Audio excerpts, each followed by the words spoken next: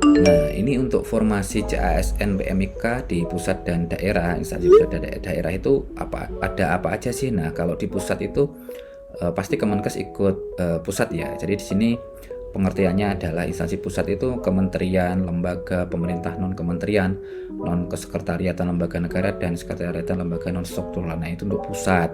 Nah, kalau daerah ada apa aja nih? Perangkat daerah provinsi, perangkat daerah kabupaten, kota. Nah, seperti itu. Jadi kalau di teman-teman memilih formasi, cek dulu di mana. Kalau kementerian ya pasti ikut pusat, kalau instansi daerah ya ikut yang provinsi, kabupaten dan kota, seperti itu. Kalau pusat ini rumah sakitnya contohnya dari RSCM sampai dengan RS Mata Makassar. Nah, ini informasi yang saya dapat dari kementerian ya, rumah sakit kementerian yang vertikal ya. Oke, jadi mungkin ini sudah ada tambahan baru, mungkin rumah sakit baru seperti itu.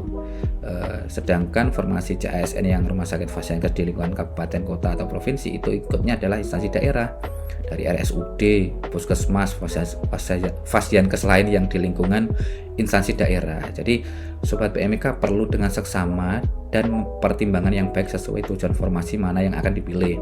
Jika memilih formasi instansi pusat, maka silakan menggali informasi di kementerian. Tidak hanya Kementerian Kesehatan saja untuk sebaran formasi CASN PMIK. Sepengalaman saya ini mentor PMIK, ada juga sobat PMIK yang tahun sebelumnya itu ikut belajar bareng di Fasiankes di bawah pemerintahan Kementerian Pertahanan dan juga Kementerian Perhubungan, lolos sebagai ASN PMK juga.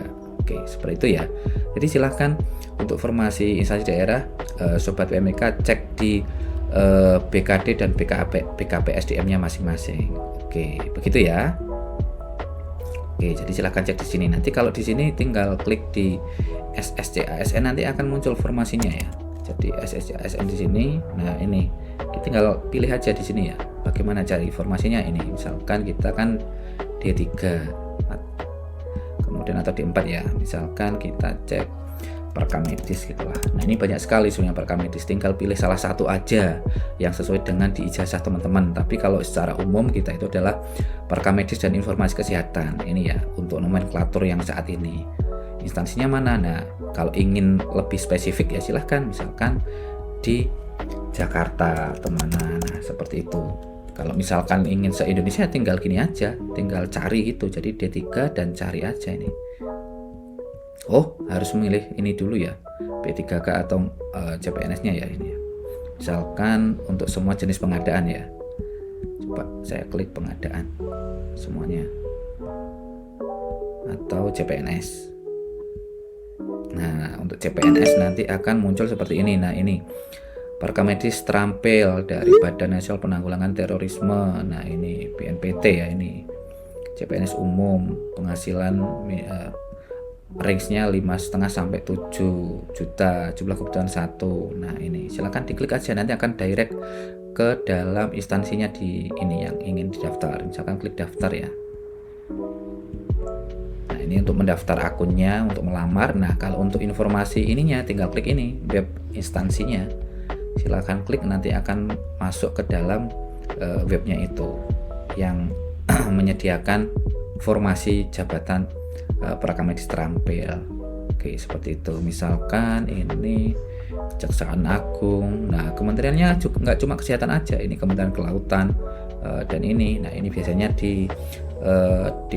dimasukkan untuk Fasiankesnya seperti itu ya. Oke, misalkan ini yang CPNS ya. Kalau P3K kita cek sudah muncul atau belum ya. P3K kesehatan. Ya udah muncul nih. P3K udah semua nih. Kementerian Kesehatan, coba ini saya cek ya.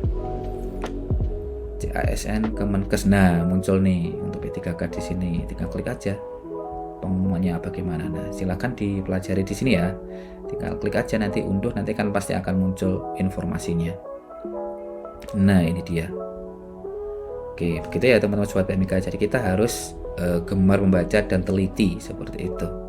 Oke, untuk formasi seperti itu, kita lanjut ke materi berikutnya.